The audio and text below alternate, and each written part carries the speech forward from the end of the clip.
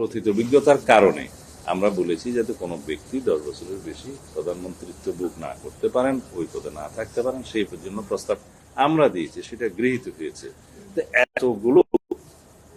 এতগুলো checks and ব্যালেন্সের পরেও আমরা কি মনে করতে পারি যে বাংলাদেশে কোনো ভবিষ্যতে স্বৈরতান্ত্রিক প্রবণতা আর থাকবে? আমাদের মনে হয় অবশ্যই না। এগুলো আগে ফাংশন করতে দিতে হবে এবং ট্রায়াল অ্যান্ড এরর প্রসেসের মধ্য দিয়ে যদি সাংবিধানিক কোনো প্রতিষ্ঠানে কোনো সময় সংশোধন পরিবর্তন করতে হয়, সেটা আইনে থাকা ভালো। সেই প্রস্তাবটাই আমরা দিয়েছি।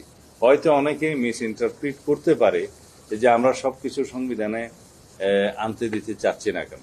যদি সমস্ত সাংবিধানিক বডি এবং সমস্ত স্ট্যাটিউটরি বডি সবাই যদি একদম কোনো অ্যাকাউন্টেবিলিটি ছাড়া সমস্ত স্বাধীনতা ভোগ করে যদি রাষ্ট্র পরিচালনার মধ্যে যদি তারা অংশগ্রহণ করে, তাহলে আইডিয়াটা ভালো, কিন্তু প্র্যাকটিক্যালি তখন নির্বাহী বিভাগের কোনো ফাংশন আর কার্যকরভাবে থাকে না।